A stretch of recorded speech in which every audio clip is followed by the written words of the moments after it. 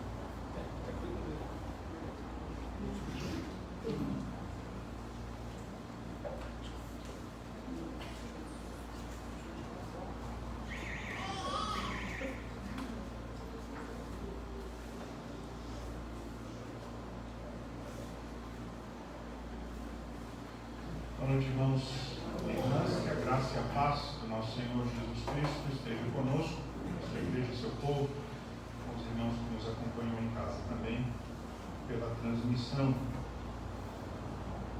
Nos encontramos aqui para dia de culto ao Senhor, com a celebração da ceia. E eu sempre tenho a alegria de estar com os irmãos, participando, sempre naquela expectativa de que talvez seja a minha última ocasião com os irmãos. Então, não sabemos quando será. Provavelmente deve ser o pastor Wellington, que virá em dezembro. O pastor Edmar vai sair de férias, eu vou substituí-lo ali na sede. E deve ser o pastor Wellington que vem celebrar a ceia em dezembro. E o meu destino, no momento, pertence a Deus. Estou aguardando o Senhor dizer, vai, e eu vou. Ainda aguardando sem nenhuma notícia final. Estou com tanta informação quanto os irmãos têm. Nenhuma. Aguardando o tempo do Senhor Deus. Agradeço as orações dos irmãos em meu favor, para que logo eu possa estar com a minha família. Nós vamos servir a Deus, adorá-lo, iniciando assim, então, com a leitura de Jeremias, capítulo de número 17. Jeremias, capítulo de número 17.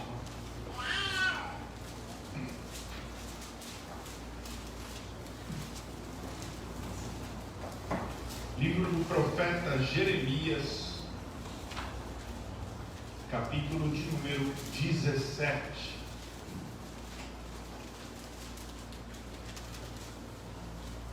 nós vamos ler o texto do versículo 5 ao versículo 13. Jeremias, capítulo de número 17. Jeremias, livro do profeta Jeremias, capítulo 17, do versículo 5 ao 13. Eu lerei, convido os irmãos assim a acompanharem esta palavra santa, palavra que vem do Senhor. Jeremias 17, 5 em diante diz assim: Assim diz o Senhor: maldito o homem que confia no homem e faz da carne mortal o seu braço e aparta o seu coração do Senhor. Porque será como arbusto solitário no deserto e não virá quando vier o bem. Antes morará nos lugares secos do deserto, na terra salgada e inabitável.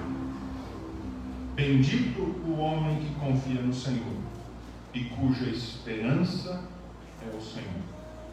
Porque ele é como a árvore plantada junto às águas, que estende as suas raízes para o ribeiro e não receia quando vem o calor, mas a sua folha fica verde, e no ano de sequidão não se perturba nem deixa de dar fruto.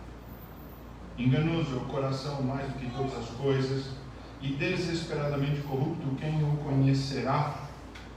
Eu, o Senhor, esquadrinho o coração e provo os pensamentos, e isso para dar a cada um segundo o seu proceder, segundo o fruto das suas ações. Como a perdiz que choca ovos que não pôs, assim é aquele que ajunta riquezas, mas não retamente.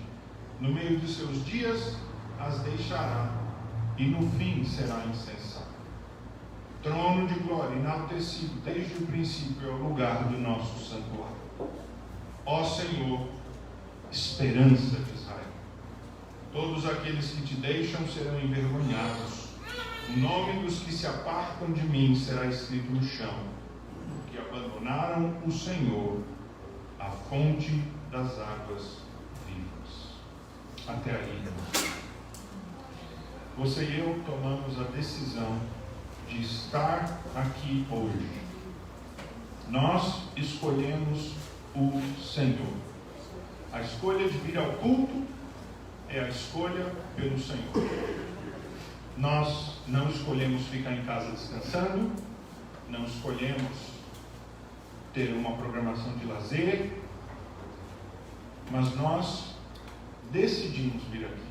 E talvez você entre aqui nessa noite com preocupações, coisas que você vai ter que resolver amanhã, esta semana, ou alguma situação que você aguarda ser resolvida.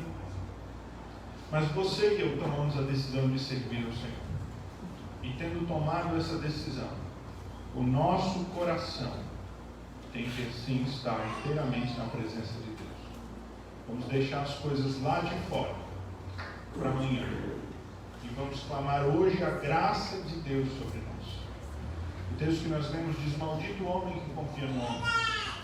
Ou seja, o homem que depende, que busca o próprio homem como a solução dos seus problemas. Se você tem dificuldades, tem problemas, tem limitações, tem desafios, você fez a escolha correta. Veio aqui buscar a Deus hoje. Sirva a Deus. Desconecte-se o máximo possível das coisas do lado, para que o Senhor fale com você, te instrua, te dê toda a sabedoria para você durante a semana resolver o que precisa resolver. O texto diz: bendito o homem que confia no Senhor.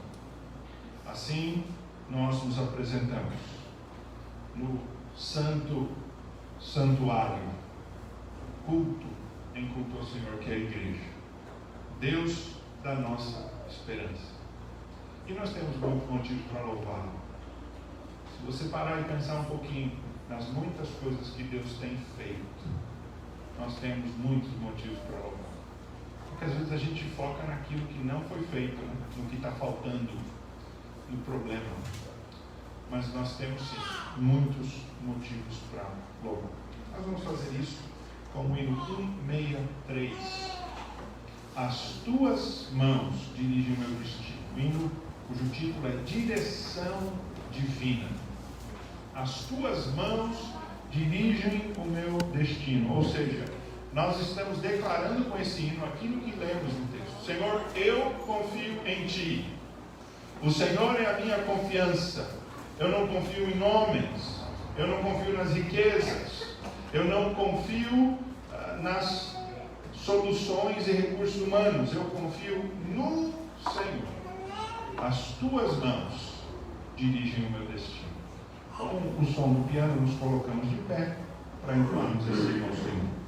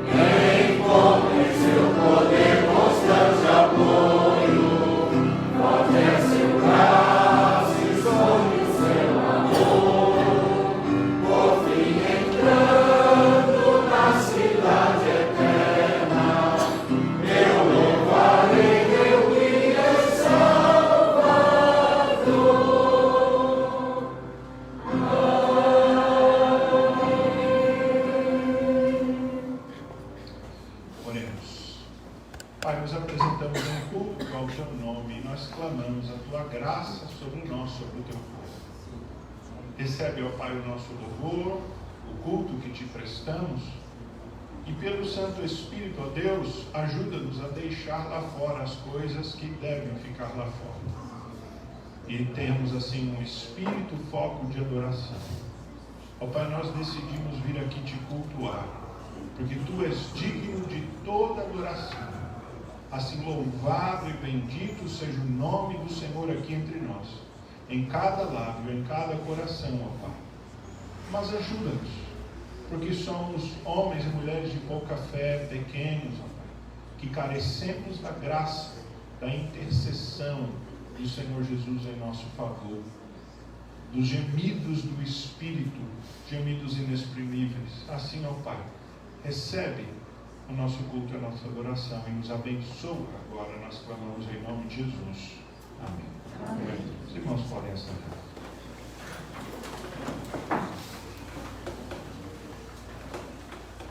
Obrigado, cara. Lemos a palavra do Senhor no Salmo 89, texto que nos chama a refletir acerca dos nossos pecados.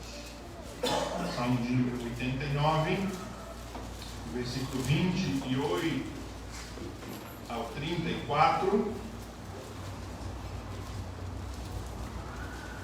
somos chamados a refletir sobre o juízo de Deus mediante o pecado. Salmos número 89, versículo 28 ao versículo de número 34. Mais uma vez eu lerei, eu convido a igreja a acompanhar. Conservar-lhe-ei para sempre a minha graça e firme com ele a minha aliança. Farei durar para sempre a sua descendência e o seu trono como os dias do céu. Se os seus filhos desprezarem a minha lei e não andarem nos meus juízos, se violarem os meus preceitos e não guardarem os meus mandamentos, então punirei com vara as suas transgressões e com açoites a sua iniquidade. Mas jamais retirarei dele a minha bondade, nem desmentirei a minha fidelidade. Não violarei a minha aliança, nem modificarei o que os meus lábios proferiram. Até aí, irmãos, a palavra do nosso Deus. Se alguém é servo do Senhor verdadeiro, o Senhor Deus pode discipliná-lo, pode açoitá-lo, pode castigá-lo e repreendê-lo, mas não o rejeitará. Alguém pode estar debaixo da disciplina do Senhor, mas a disciplina não é rejeição. No texto que nós lemos, que fala mais propriamente da casa de Davi, Deus está dizendo que com a casa de Davi ele tem uma aliança.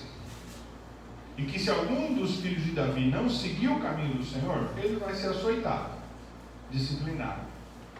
Mas Deus não romperá e não quebrará a sua aliança. De modo, irmãos, que nós temos duas certezas por meio disso. A primeira delas é que Deus realmente não se agrada do nosso pecado e às vezes Ele nos disciplina, com disciplina amorosa, mas disciplina real por causa do nosso pecado. Entretanto, nós sabemos que essa disciplina não é rejeição. Deus, com a disciplina, está nos chamando a uma vida mais santa, pura e justa. Nós vamos entoar um hino de número 74, que é um hino de confissão, de entrega ao Senhor da nossa vida, de confissão dos nossos pecados. Esse hino, cujo título é Sinceridade, ela é uma sincera confissão. Jesus, Senhor, me achego a Ti. A Tua ira santa mereci, ou seja, a disciplina eu mereço. Mas o Teu favor estende aqui. Aceita um pecador. Eu venho como estou, sim, venho como estou, porque Jesus por mim morreu. O fundamento de Deus nos perdoar é Jesus Cristo, é a bondade de Deus em Cristo. Por isso nós clamamos: Senhor, eu nada tenho a não ser Cristo, e por Cristo eu venho como estou. Vamos colocar de pé, irmãos, entoar esse hino, fazendo dele a nossa confissão, a nossa contrição diante de Deus. Fiquemos juntos.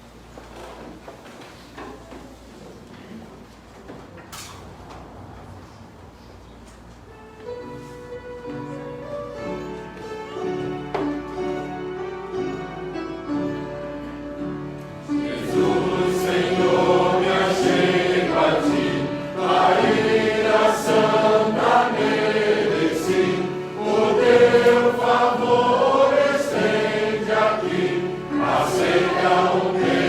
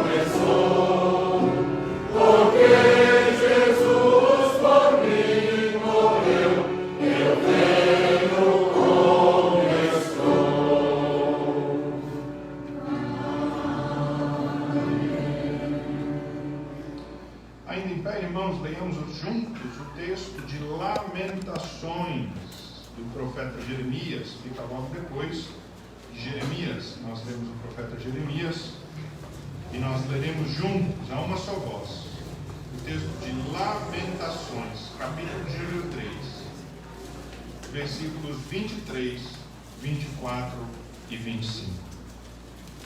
Lamentações 23, 24 e 25. É um texto muito bonito, que fala realmente da nossa esperança e da nossa confiança em Deus. Lamentações 3, 23, 24 e 25, unidos como povo de Deus, com voz forte. Vamos ler esse texto juntos? Leamos? Renovam-se a cada manhã, grande é a tua fidelidade. A minha porção é o Senhor, diz a minha alma, portanto esperarei nele. Bom é o Senhor para os que esperam nele, para a alma que o busca. Na verdade, deveríamos ter lido o 22 também, né? Eu olhei errado.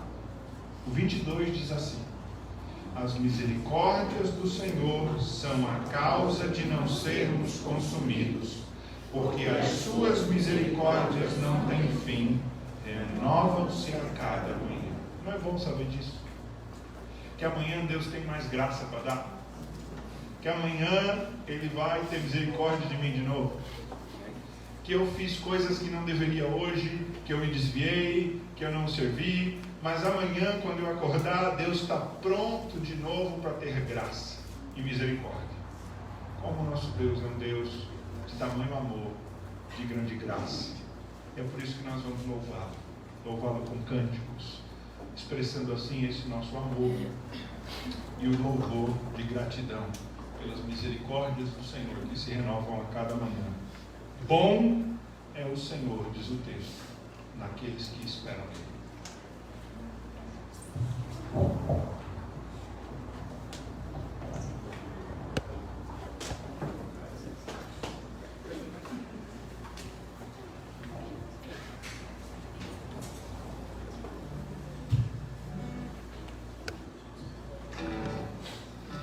Boa noite, amados.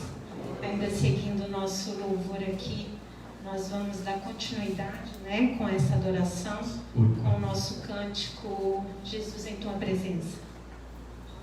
E vamos adorar o nosso Senhor com muita alegria, pois esse é o nosso propósito dessa noite, Tá bem?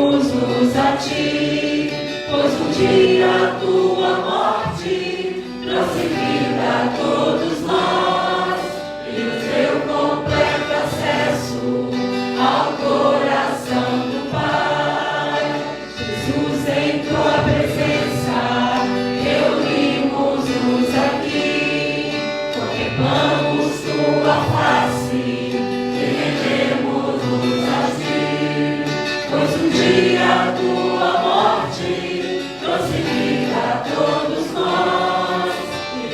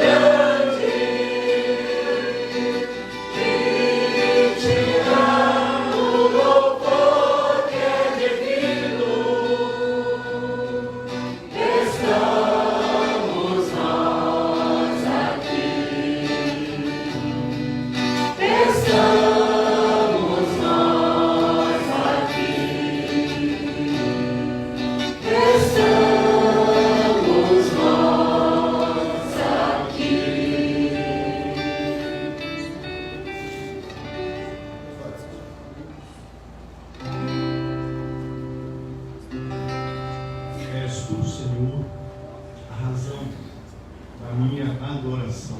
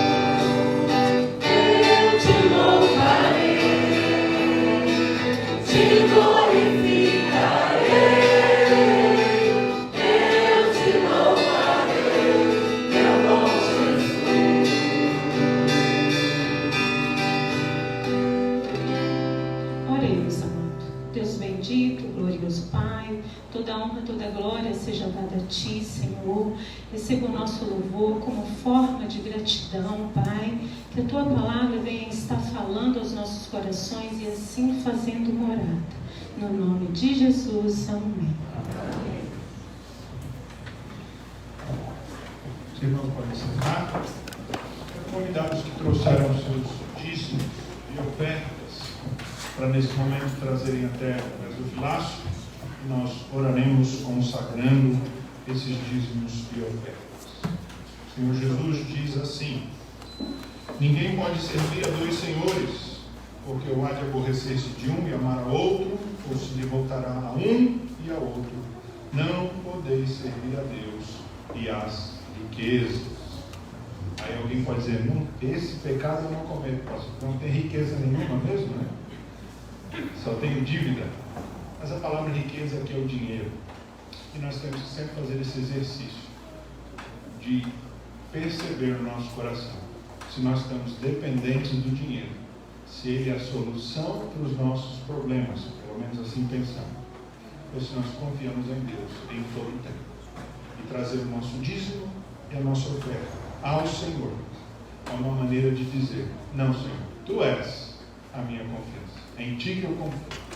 O Senhor é o meu provedor, é o meu sustento. Nós vamos louvar a Deus por esses dízimos que são para a manutenção da obra e agradecê-lo pelo seu cuidado. Vou convidar o presbítero Durval que nos eleva a Deus nessa oração de consagração dos dízimos e ofertas. Deus eterno, nós te louvamos imensamente por esse momento que podemos estar diante da tua presença santa. E aqui, ó Deus, podemos te adorar, podemos assim, ó Deus, estudar a tua palavra e receber dela, ó Deus, as instruções necessárias. Clamamos também, ó Deus, que o Espírito Santo venha nos influenciar através dela e assim possamos, ó Deus, caminhar segundo a tua soberana e divina vontade revelada. Obrigado, ó Deus, por esses dízimos que aqui são trazidos diante da tua presença, para que, Senhor Deus, seja aplicado conforme a tua soberana vontade. Esteja conosco, recebendo nesse instante a tua palavra, que esteja em nosso coração, Senhor Deus, para que possamos compreendê-la e assim, ó Deus, colocá-la em prática no nosso dia após dia. Nós te louvamos agradecidos pela vida do Evangelho novo estar conosco e pedimos a tua bênção, ó Deus, nesse instante, no nome glorioso de Jesus, o teu Filho amado. Amém. Vamos abrir a palavra do nosso Deus para a mensagem dessa noite, para o sermão desta noite, em Mateus, capítulo de número 8.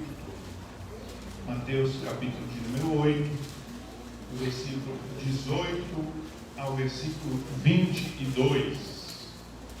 Mateus, capítulo 8, do versículo 18 ao versículo 22.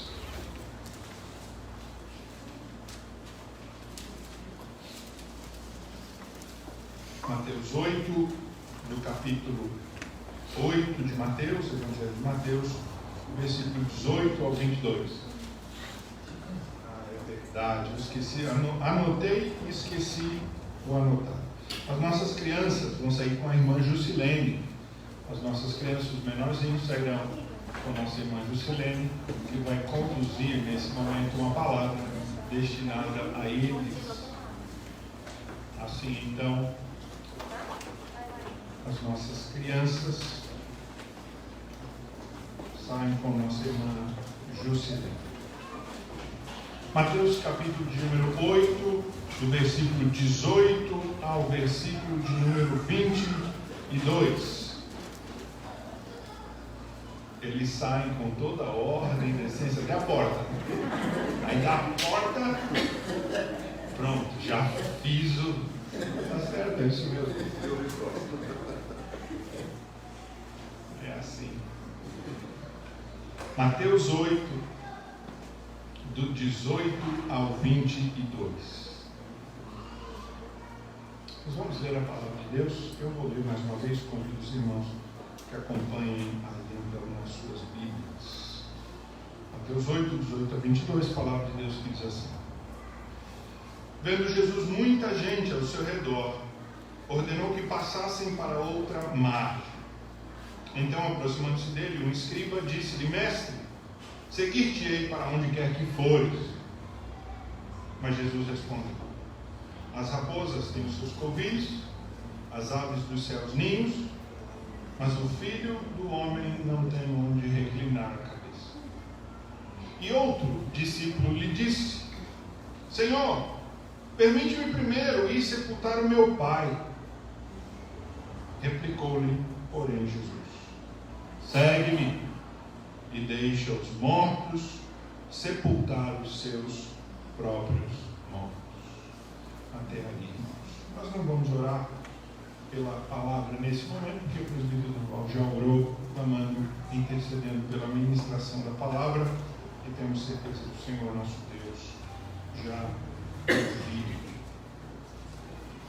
Quando o Senhor Jesus se encontra com os discípulos pela última vez, ele os manda ir pelo mundo para fazer discípulos, né? Ele diz: ir por todo mundo e fazei discípulos de todas as nações. E o que isso está nos dizendo, o que esse texto... Obrigado, meu irmão. A água é muito útil. Meu sermão é movido a água e Espírito Santo, né? Duas coisas. Mas esta ordenança para ir fazer discípulos tanto quer dizer, irmãos, que a igreja tem que fazer discípulos, quanto também quer dizer que todo mundo que está na igreja é um discípulo. Ou seja, nós temos que ir como igreja e pregar o evangelho e fazer discípulos. Mas quem é o discípulo? É aquele que crê na palavra e se junta à igreja. O que então quer dizer, de maneira bem prática, que você é um discípulo. Você é um discípulo de Jesus. Nós normalmente não usamos essa palavra para nos definir, né? A gente diz, eu sou servo de Deus, eu sou cristão, eu sou um seguidor de Jesus. Mas eu sou crente, nós utilizamos. Quem é você? Eu sou crente, eu sou evangélico. Mas dentro do ensino bíblico, uma palavra muito própria para nós utilizarmos, quando alguém te perguntar, mas o que você é? Você diz, eu sou discípulo de Jesus. É uma palavra bíblica. Porque foi isso que o Senhor Jesus fez no seu ministério terreno.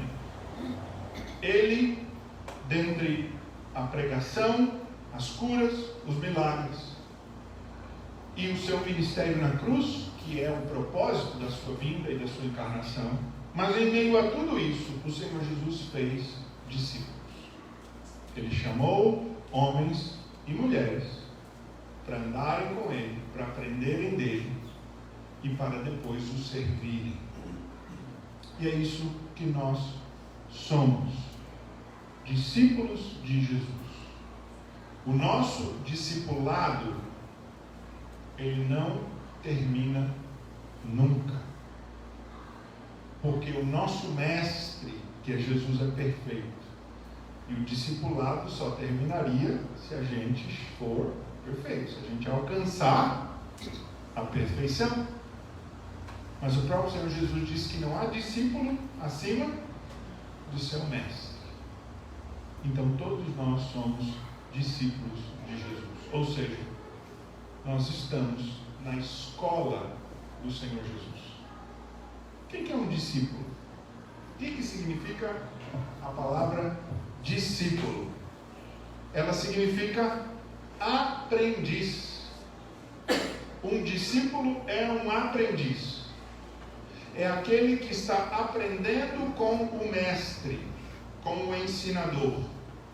Aquele que é para ele a referência. No texto que nós lemos, Jesus fala com dois homens que são tratados como discípulos. Eles querem, portanto, aprender de Jesus. Só que esse texto, basicamente, está nos ensinando o que um discípulo não é. O que alguém que se diz discípulo, na verdade, não é.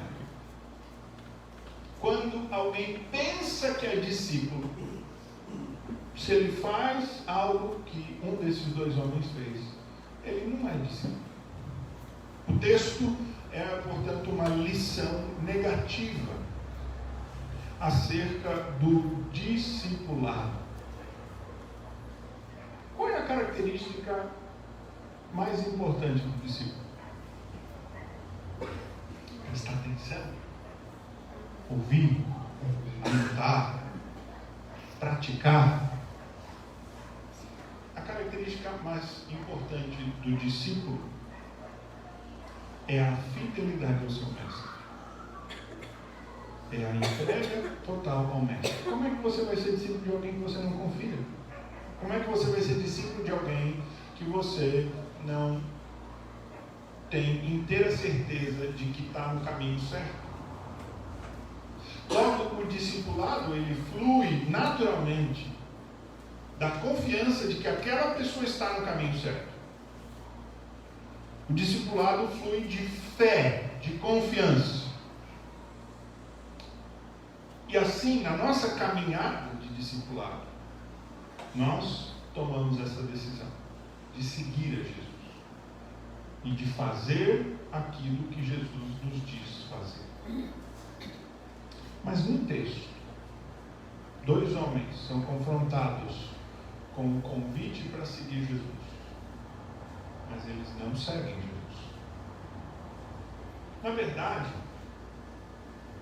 a maior parte das pessoas que ouviram Jesus não o seguiram.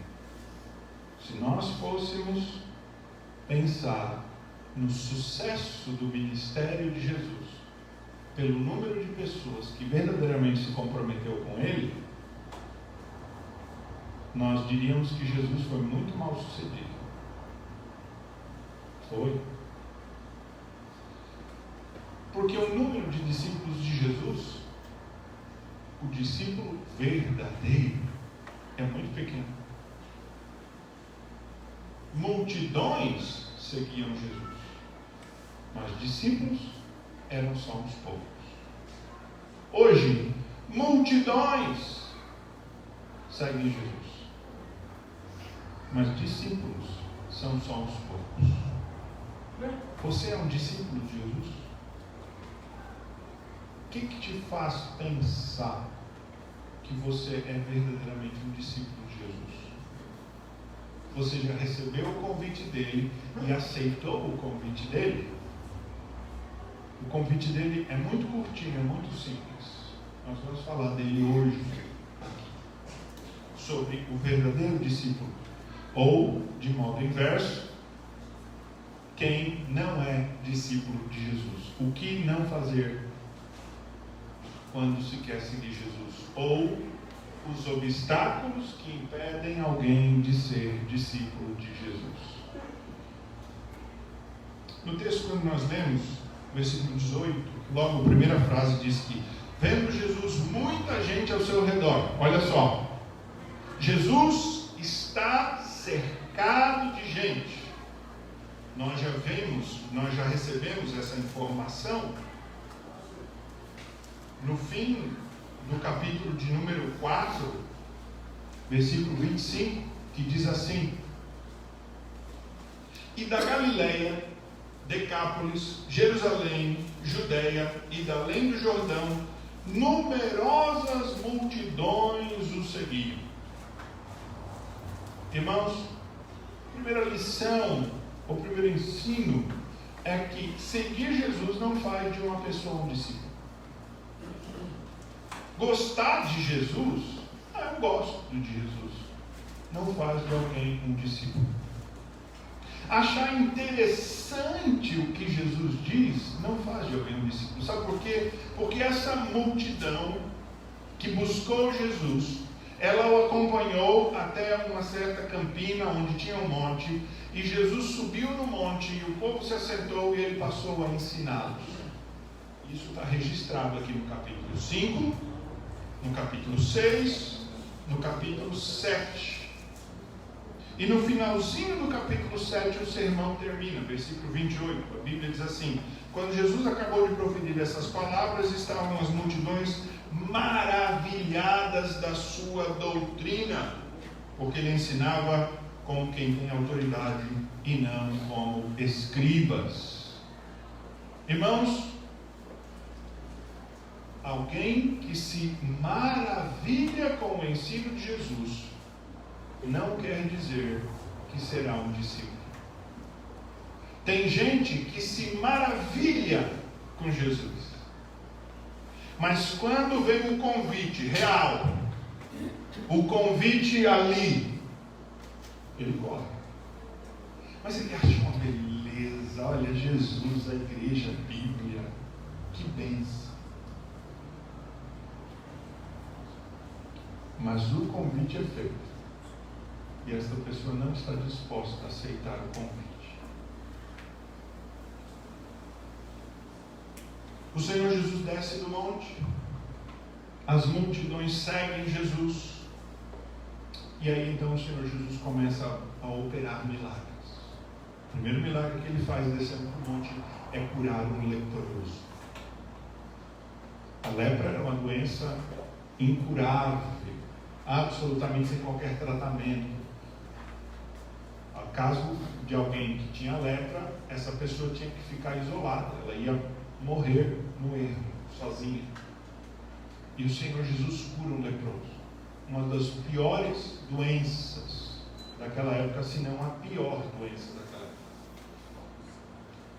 E o Senhor Jesus cura um leproso. Logo, o povo fica alvoroçado. Esse homem não só fala bonito, mas esse homem cura. Nós vemos que em seguida Jesus cura mais. Cura o servo de um centurião. Cura a sogra de Pedro. A notícia se espalha. E o Senhor Jesus vai para a casa de Pedro. E a notícia, o burburinho, sem WhatsApp, sem essas mídias sociais, corre de boca em boca muito rápido, e todo aquele povo das cidades vizinhas começa a trazer os doentes todos para Jesus.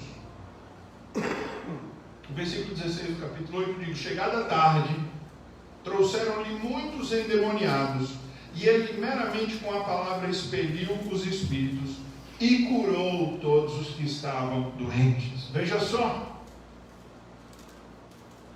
Jesus fala bem. Jesus cura pessoas. Ele os liberta da escravidão do maligno. Esse Jesus é maravilhoso. Ah, como é bom seguir Jesus. Como é bom ser discípulo de Jesus. Vamos ver. Mateus nos diz no versículo 17 que tudo isso que Jesus fez foi para se cumprir a Escritura. Porque Mateus escreve para principalmente judeus. Mateus, que é um judeu e que foi um dos discípulos de Jesus, ele escreve depois, apóstolo Mateus, para os judeus, para dizer aos seus irmãos e concidadãos judeus que Jesus é aquele Messias prometido. Mateus usa uma divisão no seu livro muito peculiar. Ele divide no seu livro o seu evangelho em 5 partes. E os estudiosos da Bíblia acham que ele divide em 5 partes para comparar com os 5 livros de Moisés. São 5 grandes sermões. O primeiro sermão foi esse, Sermão do Monte, capítulo 5, 6 e 7.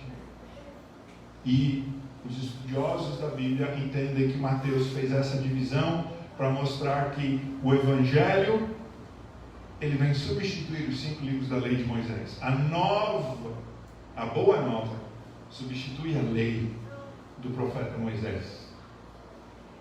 E é por isso que Mateus escreve para os seus concidadãos, os seus conterrâneos judeus, dizendo: olha, esse Jesus, ele fala bem, ele cura, ele liberta pessoas, ele é o Messias prometido. E a partir desse ponto é que o caldo engrossa. Porque é a partir desse ponto que então alguém tem que fazer uma decisão. Porque até esse ponto de Jesus ser o Messias, está a religião. A partir desse ponto entra a fé. O que eu quero dizer?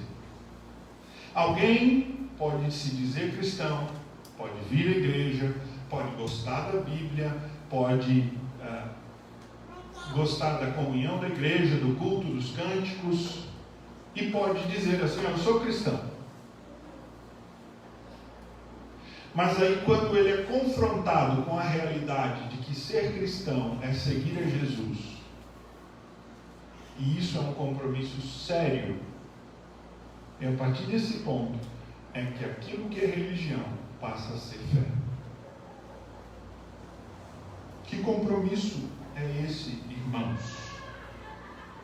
é um compromisso único, que é expresso numa única palavra. Que palavra é essa? Está no fim do versículo 22, que é: segue-me. Segue-me. Aqui termina a religião e começa a fé. Quando alguém é confrontado por Jesus e diz: ah, que bom, você gosta das minhas palavras, você gosta do culto, você gosta da igreja, você gosta de tudo, agora vem e segue-me. O que é esse convite do segue-me? Esse convite do segue-me quer dizer: deixa tudo. Porque, irmãos, o que nós vemos na maior parte desses discípulos que não são discípulos?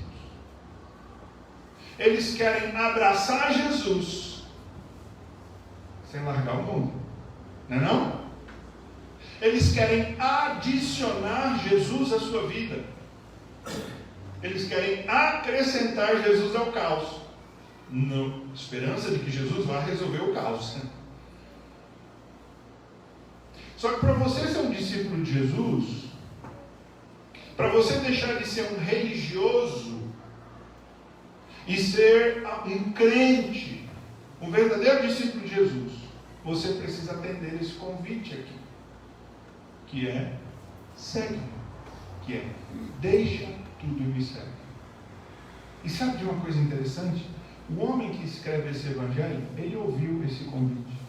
No capítulo 9, capítulo seguinte, versículo 9, o texto bíblico diz assim: partindo Jesus dali, viu um homem chamado Mateus sentado na coletoria e disse-lhe: segue-me.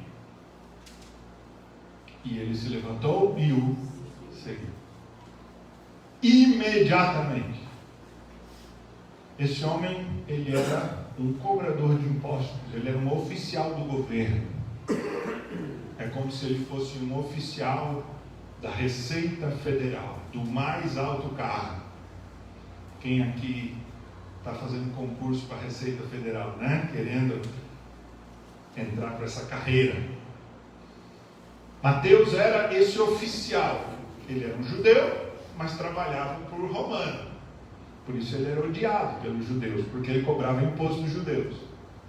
Mas ele tinha fé e esperança na vinda do Messias. Ele era alguém justo. E quando o Messias passa, não é preciso muito. Ele diz: vem e me segue. Segue-me. Ou seja, o convite inverso é: deixa tudo e vem comigo. O que Mateus faz? Deixa tudo e segue Jesus. Foi isso que Pedro fez, foi isso que João fez, foi isso que Tiago fez.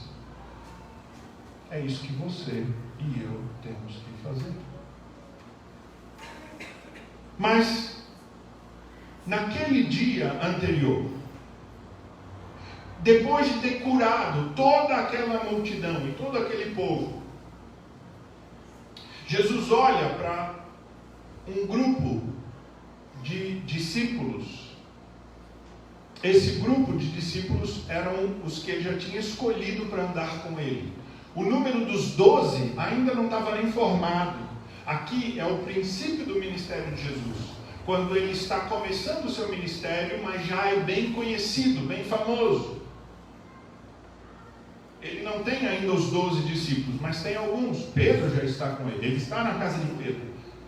E no meio daquela multidão, Jesus decide então pegar um barco e atravessar para uma outra praia, para um outro lugar mais quieto. Certamente Jesus queria ter um tempo a sós com os discípulos. Ele queria os seus discípulos mais achegados, que cabiam num barco, não eram muitos. Jesus queria ensiná-los, e Jesus sempre buscava lugares isolados para orar. Então, Jesus diz a eles, depois de ter pregado, curado, expulsado demônios, Jesus diz: agora vamos ter o nosso momento a sós. Apronta o barco aí e vamos para o outro lado do rio. Os discípulos aprontam o barco, e aí Jesus ele põe um pé dentro do barco, ele está pronto para entrar no barco. E quando Jesus está entrando no barco, um homem pega ele pela mão. De Jesus! Veja o versículo de número 19, diz assim: então, aproximando-se dele, o escriba disse: mestre, seguir-te-ei para onde quer que fores. Jesus já tinha selecionado alguns dos discípulos, ainda tinham as vaguinhas abertas, e esse homem estava pensando em preencher uma dessas vagas. Ele se candidatou a um dos 12. Olha só. Quem é esse homem? O texto bíblico nos diz que ele é um escriba. Você sabe o que é um escriba?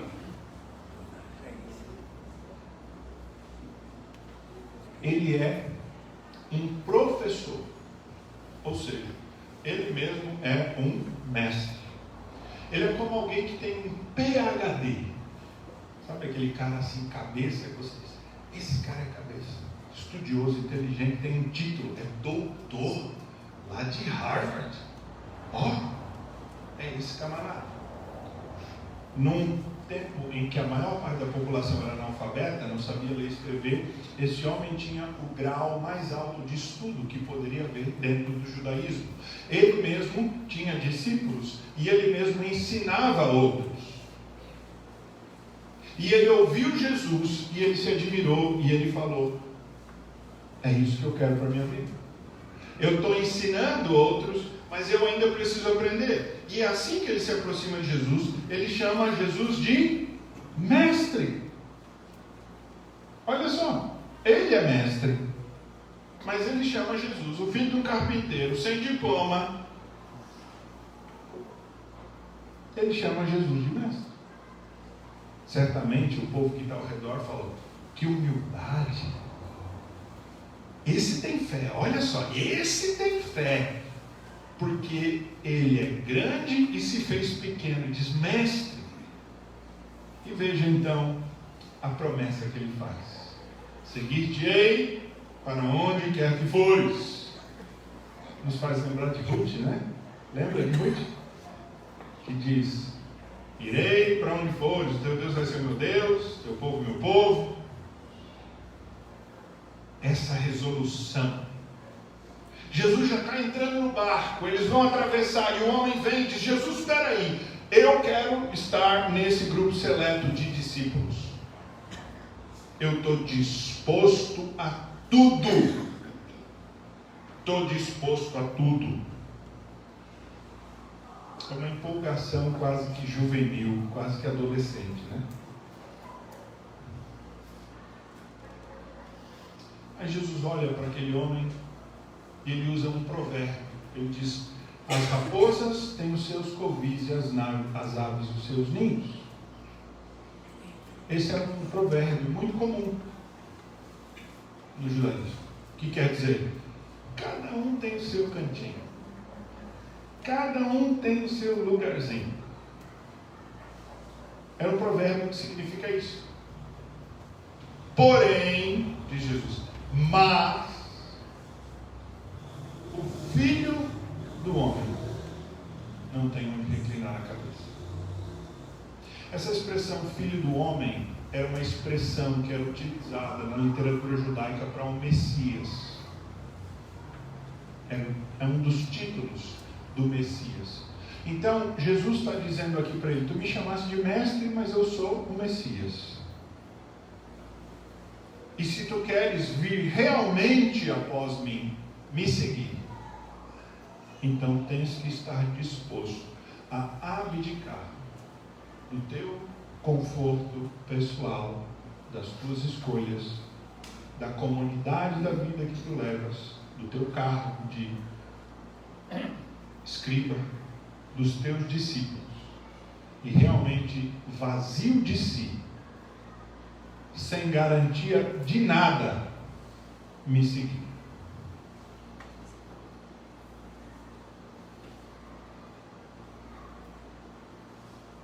De alguma maneira, esse homem desaparece entre o versículo 20 e o 21. Um pregador que eu ouvi disse assim, olha, naquele branquinho que está entre o versículo 20 e o 21, ele, ó, foi embora. Nós não ouvimos falar mais desse escrito. Sabe por quê? Porque ele queria seguir Jesus, ele achava legal, era Jesus e tal. Mas quando o negócio apertou mesmo, olha, você tem que deixar tudo. E dormir no pano no chão, andar por estrada poeirenta, comer o que tem, quando tem, se submeter a tudo. Pensando bem, eu vou ser um discípulo pelo YouTube. No YouTube tem um monte de sermão bom, coisa boa, um monte de coisa boa. Eu vou ficar realmente de casa, googlando teologia. Ele não fez o que ele disse que estava disposto a fazer. Quantas pessoas, irmãos, vêm aqui à frente, fazem o seu batismo? E no batismo, na nossa igreja, nós fazemos 5, 6 perguntas. Lembram dessas perguntas? Perguntas de compromisso. Você confessa? São 3 perguntas, na verdade, sobre confissão. E 3 perguntas que são promessas de compromisso.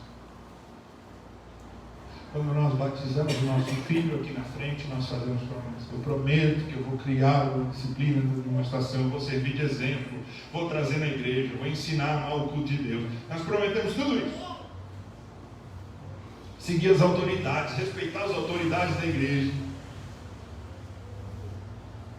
Mas aí quando a gente tem que fazer isso, é que nós mostramos se aquilo que nós falamos foi da boca para fora ou se foi verdadeiro. O casal sobe ao altar e troca as alianças e os votos até que a morte os separe. Será? Não, deu um probleminha lá e eu acho que não foi bem aquilo que a gente quis dizer, né? É simbólico só, pastor. Nós fazemos votos, confessamos, falamos de boca cheia, mas no fundo, irmãos, é aquilo que nós estamos dispostos a fazer que define a nossa verdadeira fé, a nossa disposição. Enquanto esse outro homem desaparece, Jesus se volta, tem um segundo homem que está ali. Esse segundo homem está bem pertinho, ele talvez quer entrar no barco, mas ele não tem muita coragem de falar com Jesus. Ele está ali perto, ele está vendo a situação, ele viu que o primeiro homem que falou, vou te seguir, já saiu meio desacorçoado, e aí ele olha para Jesus, Jesus olha para ele, sabe aquele olho no olho, e ele diz assim, Senhor, olha, peraí, eu quero te seguir, mas eu preciso primeiro enterrar meu pai. Eu preciso primeiro enterrar meu pai. Fala, não, eu tenho disposição. Depois que eu enterrar meu pai, aí eu vou para a igreja. Aí eu vou virar para crente, mesmo. Mas eu tenho que enterrar meu pai. O que significa essa expressão, enterrar o meu pai? Há 2 interpretações. O seu pai ou estava realmente morto, tinha morrido por aqueles dias, e ele era o filho mais velho, ele precisava ir lá, não só fazer o sepultamento do seu pai, mas ele precisava agora fazer a administração dos bens do seu pai. Ele, como filho mais velho, tinha que dar a parte que cabia a cada irmão, cuidar da sua mãe e assim assumir a responsabilidade de zelar pela sua mãe, como filho mais velho, era a tradição judaica. E ele tinha que pelo menos resolver e ajeitar as coisas lá do inventário, sabe como é? Dar o dinheirinho, ver as coisas, dar entrada no INSS da viúva, e aí resolver isso e depois vir seguir Jesus. Se de fato seu pai tivesse morto. Mas muitos intérpretes acham que seu pai não estava ainda morto. Eu gosto mais dessa interpretação, porque era comum a expressão, deixa-me primeiro sepultar o meu pai, na expectativa do seguinte, eu preciso cuidar do meu pai idoso até que ele morra. Eu preciso cuidar do meu pai que hoje está idoso e que depende de mim até que ele morra. Não que o seu pai tivesse morto naquele momento, mas que o seu pai fosse idoso e ele estivesse cuidando das coisas da família. E então, depois de eu enterrar o meu pai, eu vou seguir o Senhor Jesus. Eu gosto dessa interpretação. Porque nesse caso, irmãos, o dilema é grande. Este rapaz, este homem, tem um pai idoso, de quem ele toma conta. E seguir Jesus significa deixar o seu pai idoso. Mas como pode Jesus, que fala para a gente honrar pai e mãe, autor da lei, dos mandamentos, que diz para honrar pai e mãe, diz agora para esse homem deixar o seu pai e a sua mãe? O próprio Senhor Jesus responde isso 2 capítulos na frente, no capítulo 10. Ele diz assim, versículo 37, capítulo 10, 37, ele diz: quem ama a seu pai ou sua mãe mais do que a mim não é digno de mim. E quem ama o seu filho ou sua filha mais do que a mim não é digno de mim. E quem não toma a sua cruz e vem após mim, não é digno de mim. Entendeu? Isso quer dizer que se você escolhe o seu pai a escolher Jesus, você não ama a Jesus. Se chegar no ponto de você tiver que fazer uma escolha entre fulano e Jesus, quem que você vai escolher? Jesus. Por quê? Porque Jesus é Deus. E como Deus, Criador dos céus e da terra, Ele é aquele que estabeleceu o 5º mandamento: honra pai e mãe. Mas antes dele estabelecer o 5º mandamento, Ele estabeleceu o primeiro: não terás outros deuses diante de mim. Amarás o Senhor teu Deus de todo o teu coração, de toda a tua alma, de todo o teu entendimento.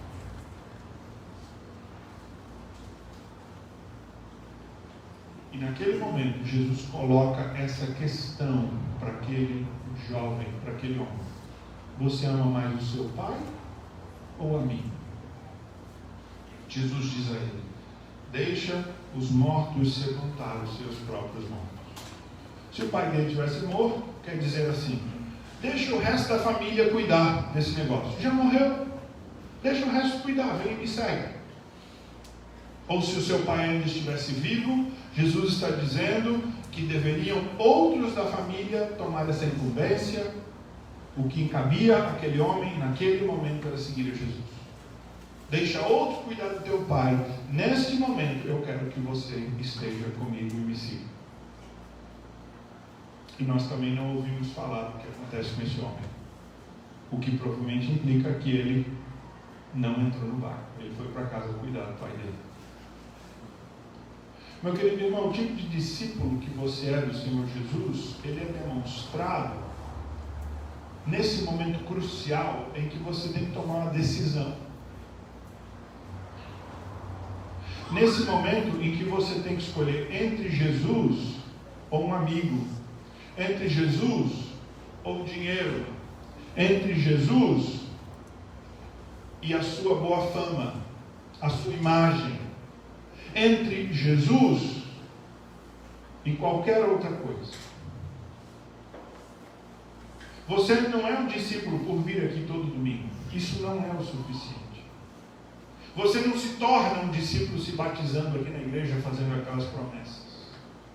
Você não se torna um discípulo ficando maravilhado com o que Jesus diz e gostando do Senhor Jesus e o admirando. Você não é um discípulo por dizer que você vai seguir Jesus até o fim. Não é isso que faz um verdadeiro discípulo. O falar. É o fazer. É o estar disposto a seguir Jesus até o fim. É o estar disposto a deixar tudo e a não ter nada. O discípulo do Senhor Jesus é este: aquele que se dispõe a seguir Jesus, deixando tudo e sem a promessa de nada nesta vida presente.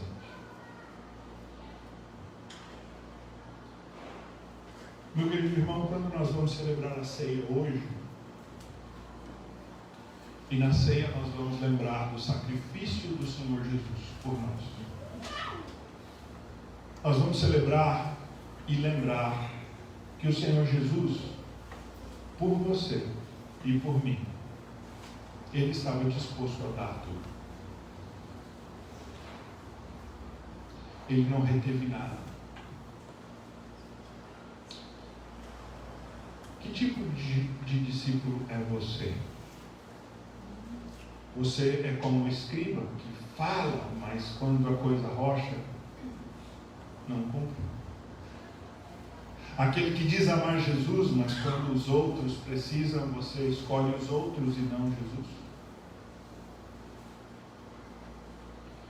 Num texto paralelo a esse, lá em Lucas 9, onde a mesma passagem é relatada, Lucas relata uma outra frase de Jesus. Ele diz assim: quem pega no arado, não olha para trás. Se você foi chamado a servir Jesus, você não fica olhando para o passado. Você não fica olhando para o que você deixou.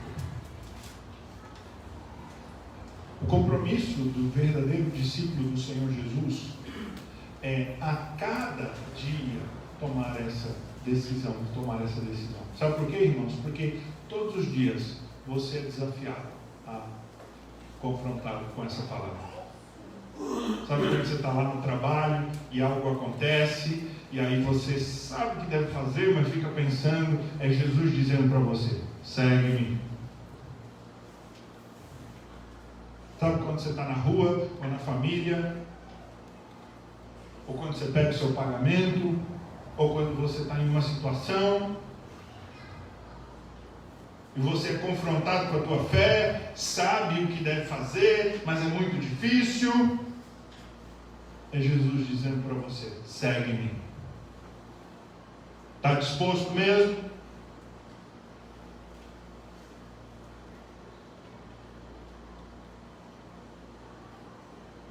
A todo dia, em todos os dias, nós somos confrontados com essa palavra de Jesus: segue-me. De modo que, se você é um verdadeiro discípulo de Jesus, toda decisão que você tomar, refletindo nessa pergunta, você deve concluir: isto é o que um discípulo de Jesus faria. Isto é seguir Jesus.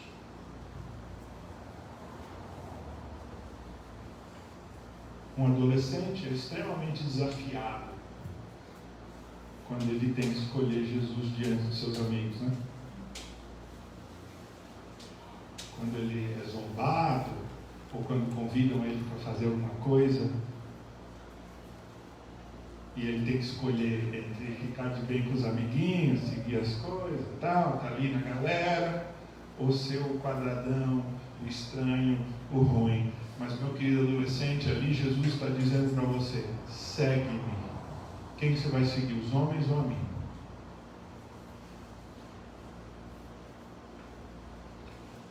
Há muitas situações em que nós somos confrontados com esse segue-me. Meu querido irmão, lembre-se que o nosso Salvador, por amor a nós, Ele não reteve nada. Ele não fez nada por si ou para si. E sabe o que Ele diz a nós? Ele diz assim: vinde a mim, todos os que estáis cansados, sobrecarregados, e eu vos aliviarei. Tomai sobre vós o meu jugo e aprendei de mim, porque eu sou manso e humilde de coração, e achareis descanso para a vossa alma. Sabe por que às vezes a nossa alma não acha descanso, meu querido irmão? Você anda agitado, ansioso, as coisas parecem não resolver.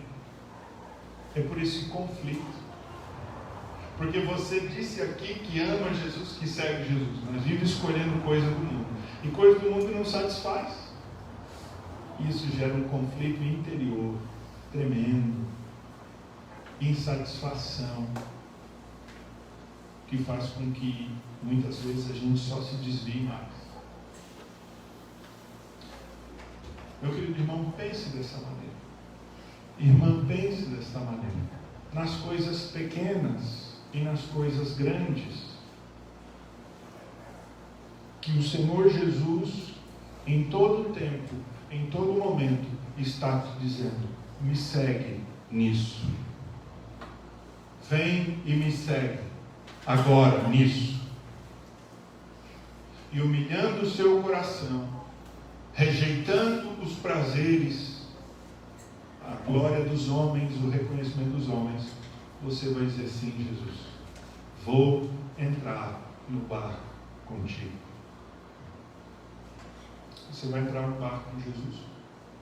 Você vai atravessar lá para outra margem para ter aquele momento íntimo com Jesus, especial, maravilhoso. Ou você vai ficar em Cafarnaum para voltar para casa. A ceia, como eu disse, é uma ocasião em que nós somos confrontados com essa escolha e lembrados do sacrifício do Senhor Jesus. E isso que nós faremos nessa noite. Você vai ser lembrado disso. Eu quero convidá-lo, em preparação para a ceia, a meditar na sua vida. Se você tem feito escolhas de seguir Jesus, se você tem feito escolhas de dizer não ao mundo, não aos homens, escolhas conscientes de dizer, de seguir Jesus. Se você, consultando o seu coração, perceber que algumas escolhas que você tem feito não é de entrar no barco com Jesus, não é para seguir Jesus, confesse. O Senhor Jesus é bom. Ele recebe a tua confissão, a minha. Ele te chama de novo, ele diz: agora então vem e segue. E você pode renovar a sua fé, a sua vida, recebendo assim da ceia, receber graça dos céus. Quero convidá-lo a fazer isso silenciosamente. Busque o Senhor em oração.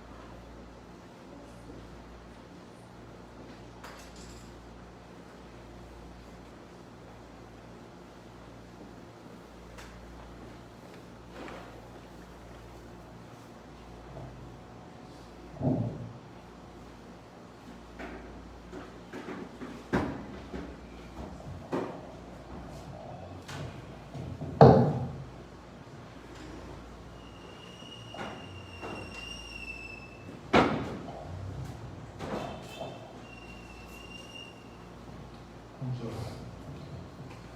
Pai, a nossa vida está diante de Ti e nada podemos esconder. Tu sabes muito bem as ocasiões em que nós, em vez de Te seguirmos, voltamos para trás. Olhamos para trás e fizemos escolhas, ó Deus, contrárias a Te seguir. Mas tem misericórdia de nós, Pai. Alcança-nos mais uma vez com Tua graça. Renova a nossa fé. Nos ajuda nessas batalhas, para que a nossa escolha seja de fato honrar aquilo que os nossos lábios professam. Ó Pai, muda o nosso coração e faz-nos fiéis. Assim eu clamo em nome de Jesus, pedindo a Tua bênção sobre estes elementos que aqui estão. Consagra-os, ó Deus, o pão e o cálice, como agora um santo sacramento, símbolo, sinal visível da graça do Senhor. para abençoar a tua igreja.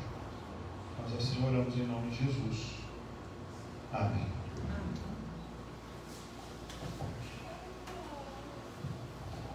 Enquanto comiam, tomou Jesus um pão e, abençoando, partiu e deu aos discípulos, dizendo: tomai e comei, isto é o meu corpo. A seguir tomou um cálice, tendo dado graças, deu aos discípulos, dizendo: bebei dele todos, porque isto é o meu sangue, o sangue da nova aliança, derramado em favor de muitos para a remissão de pecados. E digo-vos que desta hora em diante não beberei desse fruto da videira, até aquele dia em que hei de beber novo convosco no reino do meu Pai.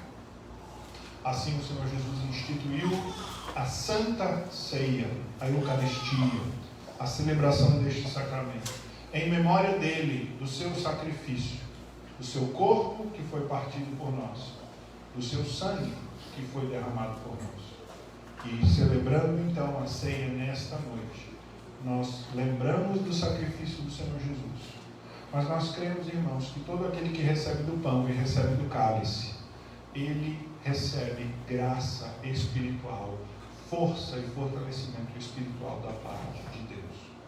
De modo que a Escritura diz que devem comer do pão e beber do cálice aqueles que estão habilitados para isso.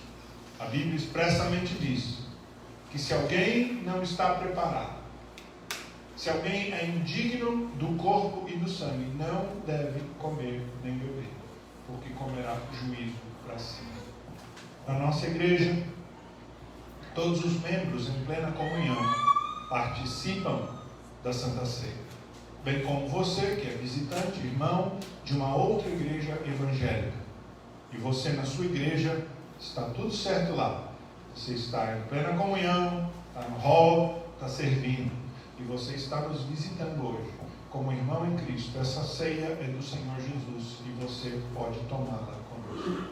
Mas aqueles que ainda não foram batizados, ou se alguém está debaixo de algum tipo de disciplina, de repreensão, ou se mesmo a sua condição pessoal é de permanecer ou estar no pecado, nós advertimos, meu querido irmão, não tome desta ceia. Sabe por quê? Porque esta ceia é para aqueles que decidiram seguir Jesus e deixar tudo para trás. Ela é muito séria. E é por isso que aqueles que bebem ou comem dela, tendo prometido, mas não estando cumprindo, eles podem comer e beber juízo para si. Vou chamar o presbítero do bloco, convidá-lo aqui, o presbítero Paulo, para ajudarem na distribuição destes elementos.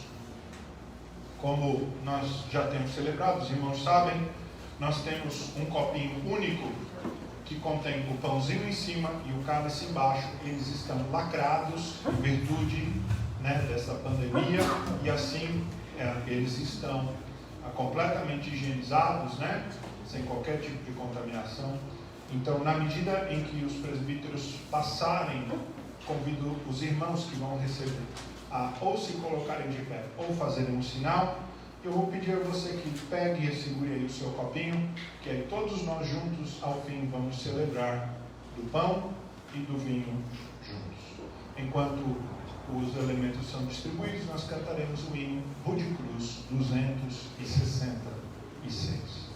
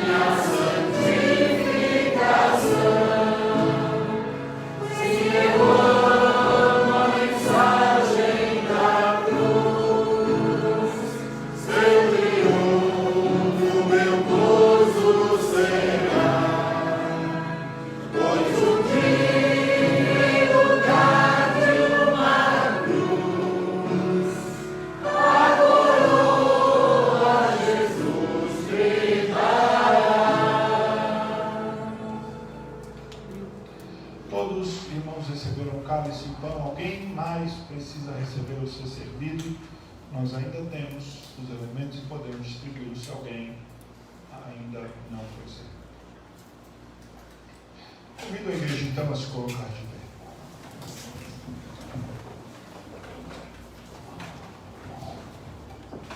A parte de cima é a parte do pãozinho, você pode abrir aí e pegue, por favor, o pão, segure.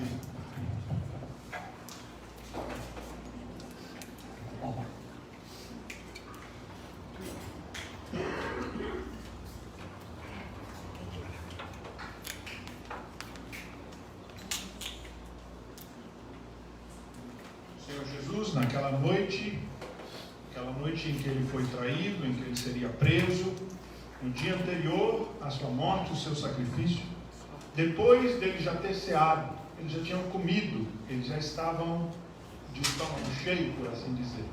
Simbolicamente, o Senhor Jesus pegou um pão e, partindo pedaços, deu a cada um dos discípulos e disse: este pão é o meu corpo, fazei isto em memória de mim. Em memória do Senhor Jesus nós comemos, irmãos.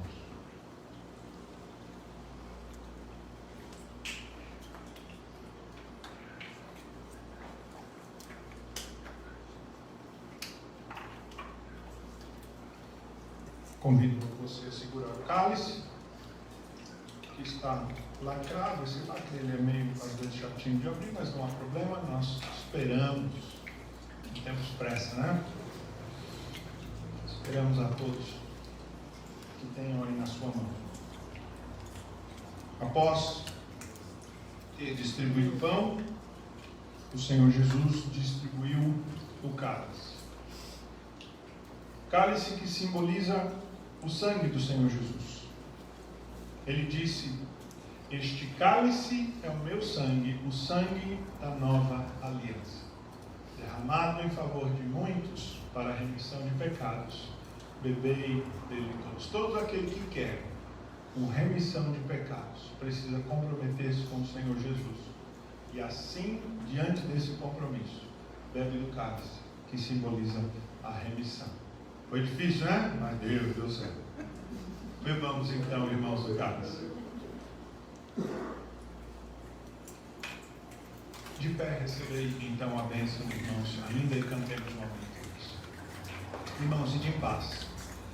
E que a graça do nosso Senhor e Salvador Jesus Cristo, o amor de Deus, o nosso Pai, e as consolações do Santo Espírito estejam convosco e convosco permaneçam hoje e pelos séculos dos séculos. Amém.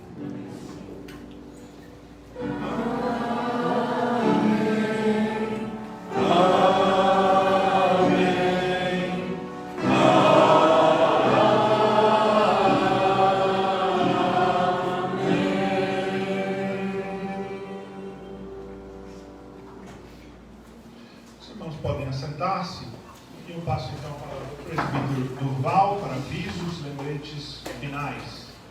Despedindo dos irmãos que estão em casa. Deus abençoe, irmãos. Fiquem com Deus. Se Deus quiser, numa próxima estaremos juntos. Deus abençoe.